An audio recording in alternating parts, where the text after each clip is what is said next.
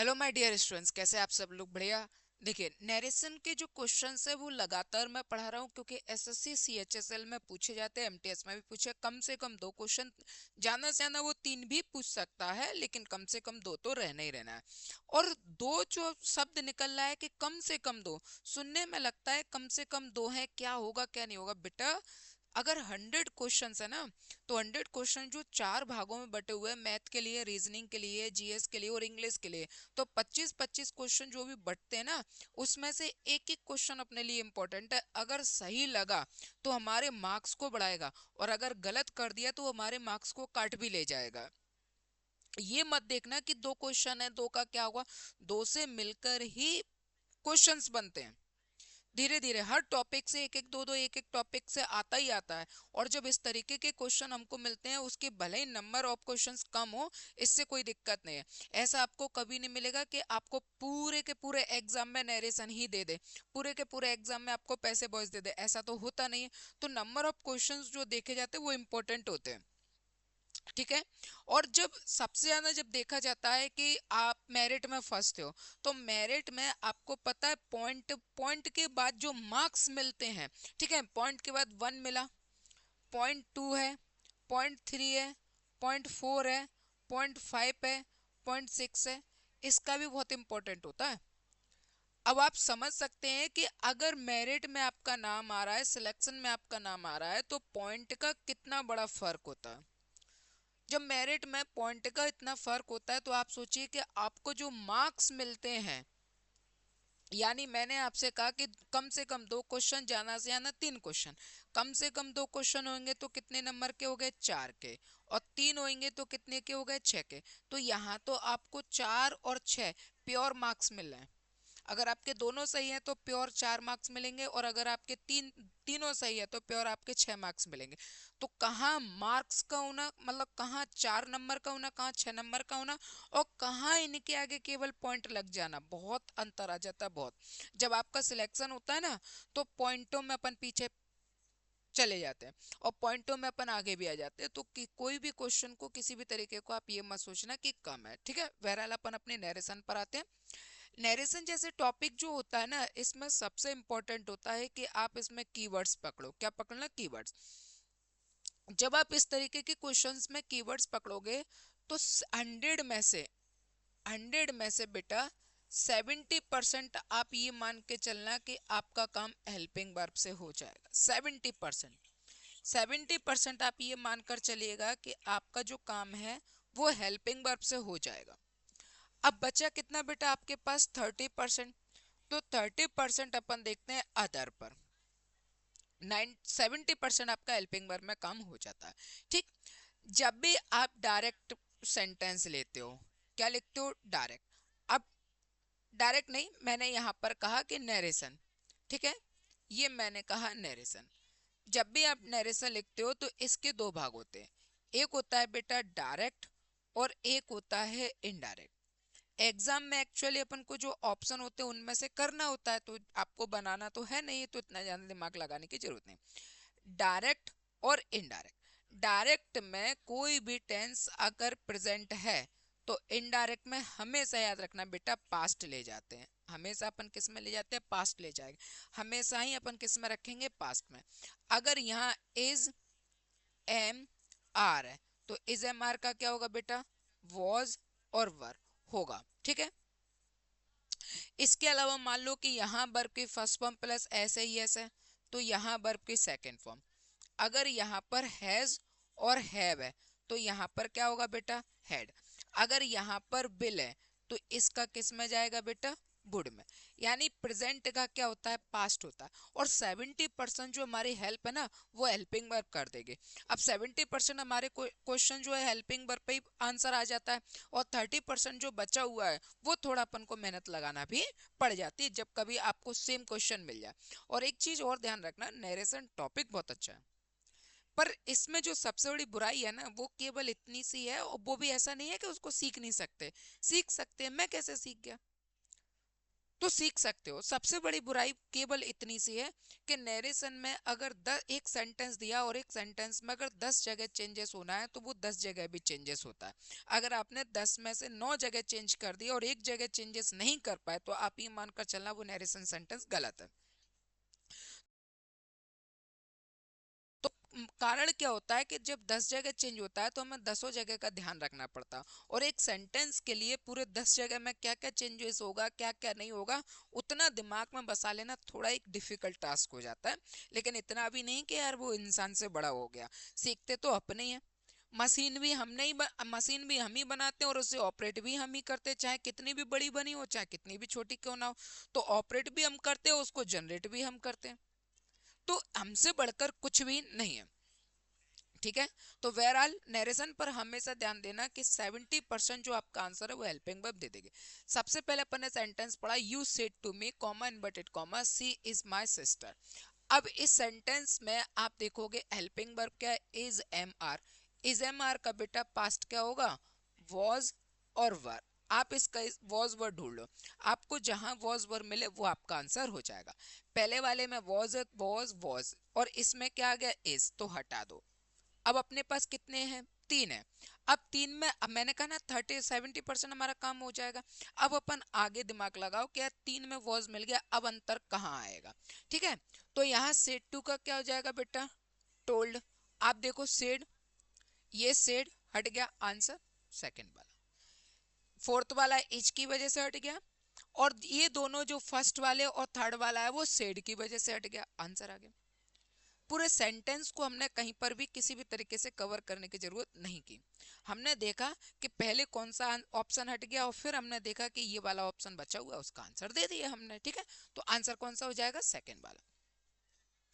इसके बाद अपन अगला देखें तो I said to him comma inverted comma will you go to Delhi. अब यहाँ पर जो विल है ये हो गई बेटा हेल्पिंग वर्ब। अब आपको अच्छे से पता है कि विल का क्या होगा, वुड होगा। आप पहले तो वुड देख लो, अगर वुड मिलता है तो उसके बाद अपन देखेंगे कि क्या और चेंजेस होगा। तो वुड कितने में है, वुड वुड वुड तीन में है, तो ये हटा दो। ठीक है। अब यहाँ पर जो ये इंटरोगेटिव सेंटेंस है ये तो हट गया ना। अब ये वाला जो सेंटेंस है ये कैसा है बेटा, इंटरोगेटिव। ये हो गया इंटरोगेटिव। अब ये जो इंटरोगेटिव सेंटेंस होता है जब अपन इनडायरेक्ट बनाते हैं तो ये बनाते हैं अपन सिंपल। ये कैसा बनाते हैं, सिंपल। सिंपल बनाते हैं इसका मतलब पहले क्या लिखोगे, सब्जेक्ट, फिर हेल्पिंग वर्ब, यानी इस हेल्पिंग वर्ब जो बिल लिखा है इसका क्या हो जाएगा, पास्ट वुड। फिर इसके बाद वर्ब, और वर्ब के बाद फिर क्या आ जाएगा, ऑब्जेक्ट। ये आ गया ऑब्जेक्ट। ठीक है। और कॉमा इनवर्टेड कॉमा की जगह यहाँ जो कॉमा इनवर्टेड कॉमा रहता है ये कॉमा इनवर्टेड कॉमा की जगह अपन किसका प्रयोग करेंगे, इफ का। आई और सेड टू की जगह क्या हो जाएगा, आस्क्ड, और ये हिम। ठीक। अब इसी को मैं और अच्छे से लिख के देता हूं, आई और ये मैंने लिखा आस्क्ड और इसके बाद हिम। कॉमा इनवर्टेड कॉमा की जगह इफ या अपन लिखेंगे वेदर, इफ या वेदर। अब इसके बाद का जो टेंस रहेगा ना बेटा वो टेंस रहेगा सिंपल। कैसा रहेगा, सिंपल। इसके बाद का टेंस कैसा रहेगा, सिंपल। सिंपल रहेगा इसका मतलब अब अपन इसको कैसा बनाएंगे, सबसे पहले लिखेंगे सब्जेक्ट, फिर यहाँ पर हेल्पिंग वर्ब, ठीक, और फिर इसके बाद वर्ब, और लास्ट में अब अपन क्या लिखेंगे, ऑब्जेक्ट। ये हो गया अपना ऑब्जेक्ट। ठीक है। आप इसके हिसाब से आप इसको देख लो। आस्क्ड आस्क, ये सेड है हटा दो, दोनों बच्चे आस्क्ड आस्क के दोनों में अपन देख लेते हैं। यहाँ आस्क और ये आस्क हिम, ये आ गया वुड और यहाँ आ गया इफ, तो ये हट गया। आंसर कौन सा हो गया, थर्ड वाला हो गया। अगर यही चीज मतलब और ज्यादा डीपली पता होता तो हम जैसे कीवर्ड्स पकड़ते ना तो इतना भी लिखने की जरूरत है। लेकिन चीज एक एक चीज को ध्यान देना, अगर आपको ये चीज यहाँ पर मिली है तो ये भी आपके सीखने के तो काम कम से कम आएगा ही आएगा। ठीक है। अगला फिर क्वेश्चन आया तो कम से कम ये तो पता अपन को चला ना कि जो सेंटेंस है वो इंपेरेटिव का सिंपल बनाते हैं, यानी इंटरोगेटिव जो होता है उसको अपन क्या बना देते हैं, सिंपल बना देते हैं। बहरहाल अगर डायरेक्टली इस क्वेश्चन को देखा जाता तो मैं यही कहता कि पहले तो विल का वुड देखो, तो ये कहाँ गया, ये हट गया। बिल का जो मुझे वुड देखना था तो मैंने कहा कि ये पहला वाला ऑप्शन हट गया। अब मेरे पास तीन बचे, तो मैं यहाँ देखूंगा कि इफ के बाद में सेंटेंस कैसा बनेगा, सिंपल। तो आप देखा यहाँ पर ये नहीं है, इसमें इफ है, इसमें इफ नहीं है, तो आंसर यही आ गया। मतलब सेकंडों में भी अपन अपना आंसर कर सकते हैं। बहरहाल मतलब ये कि नहीं पता तो भी सीखो, और पता है तो अपना आंसर पकड़ो और आगे बढ़ जाओ। चलिए अगला क्वेश्चन देखें। नेक्स्ट क्वेश्चन देखेंगे। हेल्प, पहले तो हेल्पिंग वर्ब पकड़ो। हेल्पिंग वर्ब उठाई जी, हो गया है। अब अपन को हैज और हैव का पता है, क्या होता है बेटा, हेड। आप हेड उठाओ, किस किस में हैज है, ये हेड, और ये इसमें तो कुछ है ही नहीं है, हटा दो, ये दोनों हट गए, और ये हेड आ गया, ये हेड आ गया, दोनों चीज आ गई। आगे गए, अब दोनों में मैच करेंगे तो ये दिस है और ये दैट है, तो दिस, दो दिस लिखा है, दिस का क्या होता है बेटा, दैट होता है। दोनों में दैट कहाँ है, सेकंड वाले में, आंसर। ठीक है, चलिए इसके बाद अगला क्वेश्चन फिर वही है। अच्छा, कोई दिक्कत नहीं, इसमें कहीं मिस्टेक है, चलो अगला देखते हैं। कोई बात नहीं है। मे देखा, मे को आप उठाओगे, मे का क्या हो जाएगा बेटा, माइट। माइट उठाओ, कहाँ है, मे, सी इज, और ये विल, और ये आ गया माइट, आंसर। इस तरीके के जो क्वेश्चन है कि मे को उठाया, माइट पकड़ा और आंसर फेंक गया, ये भी मानकर चलना कि मतलब आते हैं ऐसे क्वेश्चन बेटा, ये कोई सपना नहीं है कि सर ऐसे भी क्वेश्चन आते हैं, कि आते हैं। लेकिन एग्जाम जब महीने भर चलता है, किसके कौन सी पाली में आया है, जैसे CHSL अभी चला, अब ये मान के चलना कि 1 महीने 1.5 महीने खिंच गया, या 15-20 दिन खिंच गया, जो भी होगा उसके हिसाब से, अब किसके कौन सी डेट पर आया, डेट के हिसाब से कौन सी पाली में आया, सुबह की में आया, शाम के में आया है, तो ये चीजें देखने के लिए हो जाती है। ऐसा नहीं है कि नहीं आते, आते हैं यार, बिल्कुल आते हैं। कभी कभी तो सेंटेंस इतने सिंपल फेंक देता है कि देखते ही कि हम आंसर बन जाता हो, कभी कभी इतने हैवी फेंक देता है कि मान के चलना कि जिसको नरेशन आती भी है वो भी चक्कर में पड़ जाता है कि कैसे करेंगे। तो दोनों चीजें, जहां आपको सरलता मिलती है वहां पर आपको कठिनाई भी मिलती है। ऐसा नहीं है कि आपको हर जगह कठिनाई ही मिल रही है, सरलताएं भी मिलती हैं और कठिनाइयां भी मिलती हैं। आपको दोनों के लिए तैयार रहना है। जहां सरलता मिले वहां पर भी अपना आंसर दो, और जहां पर कठिनाई मिले वहां पर और ज्यादा दिमाग लगा के अपना आंसर दो। आंसर आपको ही देना है, चाहे सरलता हो चाहे कठिनाइयां हो, आपको ही आंसर देना है। पर ऐसे क्वेश्चन आते हैं, बच्चे पूछते हैं कमेंट में, सर ऐसे क्वेश्चन इतनी आसानी से कर दिए, ये आते भी बिल्कुल आते हैं, 100% आते हैं। फिर से अपन ने देखा कि ये लिखा है हैव का क्या हो जाएगा, हेड। उठाओ, हेड कहाँ है, हैज, हेड, और ये रीड, और ये हेड, ये हट गया। दिस, दिस का क्या हो जाएगा, दैट, ये दैट है और ये दिस है, तो ये हट गया, आंसर क्या कहलाया, सेकंड।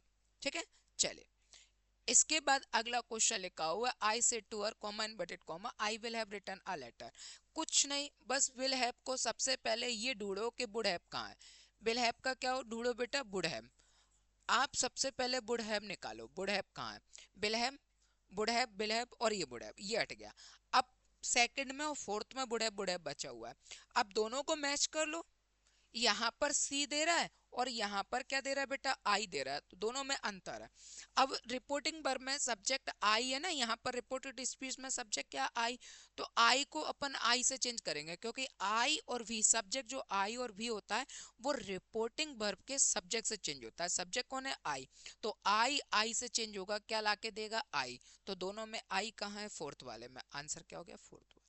ठीक है, आंसर क्या कहलाएगा, फोर्थ वन। चलिए इसके बाद देखिए अपन अगला। अगला, you said comma inverted comma, they were busy the whole day. कुछ नहीं, ये लिखा है वॉज वर। वॉज वर का बेटा होता है हेड बीन। वॉज वर का क्या होता है, हेड बीन। आप हेड बीन उठा दो, ठीक है, ये हेड अकेला है, ये वर है, ये हेड बीन आ गया, हेड बीन आ गया, और ये हैव बीन आ गया, ये भी हटा दो, आंसर क्या कहला है, थर्ड वाला। बताइए क्वेश्चन अपन ने बनाया क्या, नहीं। तो बेटा ऐसे क्वेश्चन आते भी, कठिन भी कराऊंगा मैं, सारी क्वेश्चन हर एक तरीके से, ये मानकर चलना पूरा, पूरे के पूरे जितने भी क्वेश्चन होंगे, 100 200 500 300 जितने भी क्वेश्चन होंगे वो सारे क्वेश्चन कराऊंगा। उसमें कठिन भी होंगे, सारे तरीके के क्वेश्चन होंगे। लेकिन आप जो कहते हैं कि जिस तरीके से कहा कि टीचर केवल वही टाइप कर पाता है या टाइप करके पढ़ा रहा है जिनको बेसिकली वो अच्छे से समझा सके, ऐसा नहीं।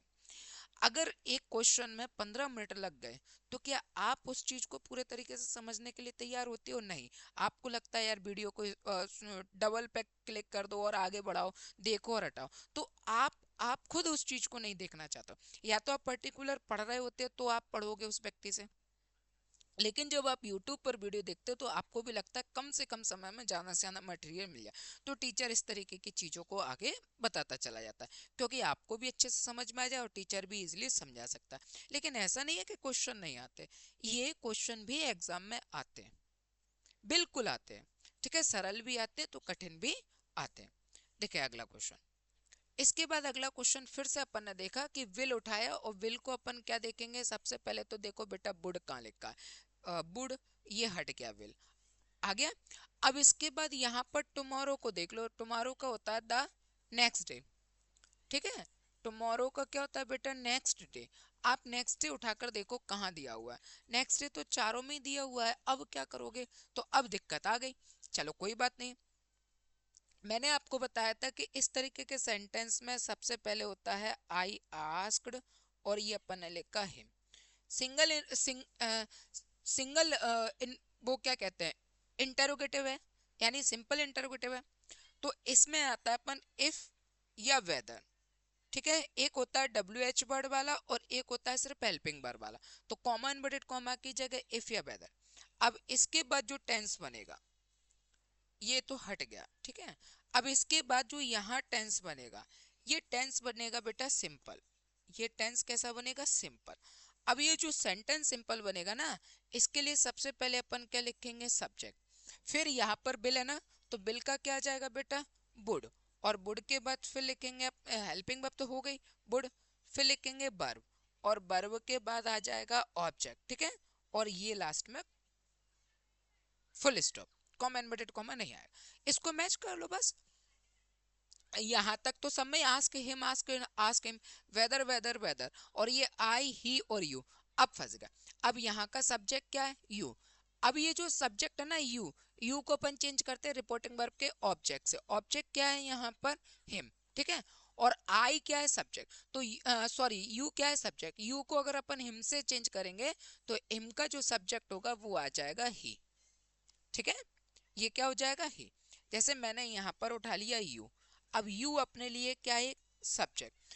अब जो सब्जेक्ट है ये क्या हो गया, हिम। ठीक है, ये क्या है अपने आप में बेटा, ऑब्जेक्ट। अब देखना, यू तो सब्जेक्ट है, और सब्जेक्ट को अपन किससे चेंज कर रहे हैं, एक ऑब्जेक्ट से। जब सब्जेक्ट को अपन किसी से भी चेंज कर लें इससे कोई फर्क नहीं पड़ेगा, सब्जेक्ट है तो ये किसी से भी चेंज हो, पर लाकर अपन को क्या देगा, सब्जेक्ट ला कर देगा। क्या ला कर देगा, सब्जेक्ट। ठीक है, जैसे मैंने अच्छे से समझ, यू क्या है, सब्जेक्ट। अब यू अगर अपने आप में खुद सब्जेक्ट है तो ये किसी से भी चेंज हो ले, किसी से भी, चाहे ये सब्जेक्ट से चेंज हो ले, चाहे ऑब्जेक्ट से चेंज हो, पजेसिव एडजेक्टिव से, एडजेक्टिव से हो, पजेसिव प्रोनाउन से हो, या रिफ्लेक्सिव से हो, किसी से भी हो, डजंट मैटर, इससे कोई लेना देना नहीं, किसी से भी चेंज हो, लाकर ये अपन को सब्जेक्ट ही देगा। किसी से भी चेंज हो ले, लाकर ये अपन को क्या देगा, सब्जेक्ट लाकर देगा। अब यू सब्जेक्ट है, हम ऑब्जेक्ट से चेंज कर रहे हैं, तो ऐसा नहीं कि यू को अपन ऑब्जेक्ट से चेंज कर रहे हैं तो ऑब्जेक्ट लाके देगा। यू क्या है अपने आप में, यू अपने आप में सब्जेक्ट है, तो सब्जेक्ट किसी से भी चेंज हो ले पर लाकर वो उसको सब्जेक्ट ही देगा। तो अब ये यू सब्जेक्ट है, ये ऑब्जेक्ट के पास गया, अब ऑब्जेक्ट क्या है, हिम, तो वो बोला कि चेंज होना है मेरे को, तो बोला कि मैं तो ऑब्जेक्ट हूँ, तो यू क्या कहेगा, मुझे तेरे से मतलब नहीं है, तू अपना सब्जेक्ट ला कर दे।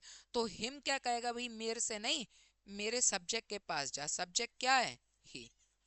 ये आ गया आपका आंसर। यानी सब्जेक्ट किसी से भी चेंज हो जाए, उसकी फैमिली के किसी भी वर्ड से चेंज हो, इससे कोई मतलब नहीं है, पर लाकर वो उसी को देगा जिसमें वो खुद है। सब यू क्या है अपने आप में, सब्जेक्ट, तो ये हिम का सब्जेक्ट ला कर देगा, और यू सब्जेक्ट है तो हिम का सब्जेक्ट ला के देगा, तो हिम का सब्जेक्ट क्या होता है, ही। आप देखो ही किस में, इसमें है, तो इसका मतलब आंसर क्या हो गया, सेकंड वाला, ये हट गया, ये हट गया। ठीक है, ये तरीका हो गया। चले अगला क्वेश्चन देखें। इसके बाद अगला क्वेश्चन बहुत सिंपल है। सबसे पहले अपन ने देखा is am are, is am are का क्या होता है बेटा, वॉज वर। आप देखो वॉज वर कहाँ है, ठीक है, वॉज, वर और ये वॉज, चारों में ही वॉज वर है, कोई बात नहीं है, चारों में वॉज वर है, अच्छी बात है। अब कोई दिक्कत नहीं, अब सेंटेंस को यहाँ पर यू सेड टू का told me, comma inverted comma की जगह क्या जाएगा, दैट। आई को अपन यू से चेंज करेंगे, क्या जाएगा, यू। आप देखो आई को यू से चेंज कर रहे हैं, यू किस में, इसमें है और इसमें है, तो ये दोनों हट गए। ठीक है, अब यहाँ पर यू के साथ यू कहाँ है, इन दोनों में देखेंगे, इन दोनों में you were going to America, ठीक है। अब दोनों आ गया, दोनों में मैच करेंगे तो यहाँ पर क्या, सेड, सेड अकेला नहीं आता। अगर यहाँ सेड टू लिखा है, सेड अकेला होता तो सेड आएगा, सेड टू ऑब्जेक्ट लिखा हुआ तो टोल्ड आता है, तो आंसर क्या कहलाएगा, थर्ड वाला। आंसर क्या कहलाएगा, थर्ड वाला, ठीक है। चलिए, ये यहाँ पर 10 क्वेश्चन कंप्लीट।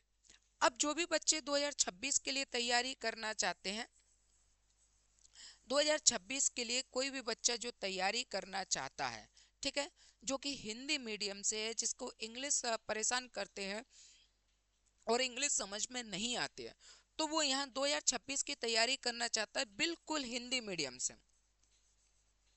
बिल्कुल हिंदी मीडियम से, ठीक है, बिल्कुल हिंदी मीडियम से तैयारी करना चाहता है, तो वो दानावल सर ग्रुप ऑफ एजुकेशन के एप्लीकेशन को डाउनलोड कर सकता है और लाइव क्लास सेशन में भी जुड़ सकता है। यकीन मानना कि ये जो क्वेश्चन जिस तरीके से अपन करते हैं, इससे 1000 गुना बेहतर तरीके से अपन उस कंसेप्ट को सीखेंगे, उस तरीके को सीखेंगे। जब हमें सीखना आ जाता है और हजारों दर्जनों क्वेश्चन जब अपन पढ़ लेते हैं, समझ लेते हैं, तो उसके बाद फिर सिलेक्शन में भी मजा आता है, पेपर करने में भी मजा आता है। तो आप, ऐसा नहीं है कि डायरेक्टली यूट्यूब से चीजों को सीखते जाओगे और आपके, देखो सीख सकते हो, मना नहीं है, ठीक है, किसी की फीलिंग्स हैं या किसी के मेहनत पर मैं ये डाउट पैदा नहीं कर रहा हूँ, मैं ये कह रहा हूँ सीख सकते हो, लेकिन बिना कंसेप्ट के आप आधे अधूरे रहोगे। और आधा अधूरा आप भी जानते हो, अरे सीखा हुआ तो आधा अधूरा वाला भी होता है, लेकिन वो खतरनाक होता है। तो ऐसा नहीं बनना कि आप अपने ही एग्जाम के लिए, आप अपनी जॉब, जिस जॉब को करना चाहते हो उसी के लिए खतरनाक हो जाओ। तो आप जब सीख रहे हो तो पूरा ज्ञान भी सीखो। ऐसे स्टूडेंट जिनको लगता है कि इंग्लिश, हिंदी मीडियम में इंग्लिश सीखना चाहते हैं, अच्छे से पढ़ना चाहते हैं, एक एक पॉइंट टू पॉइंट चीज़ों को सीखना चाहते हैं, ठीक है, तो वो आज ही द नवलसर ग्रुप ऑफ एजुकेशन को ज्वाइन कर सकते हैं और वहां पर अपनी क्लास लाइव सेशन भी ले सकते हैं, जहां पर मैं बिल्कुल ये मानकर चलना पॉइंट टू पॉइंट चीजों को भी पढ़ाता हूँ, ठीक है। नमस्कार, जय हिंद।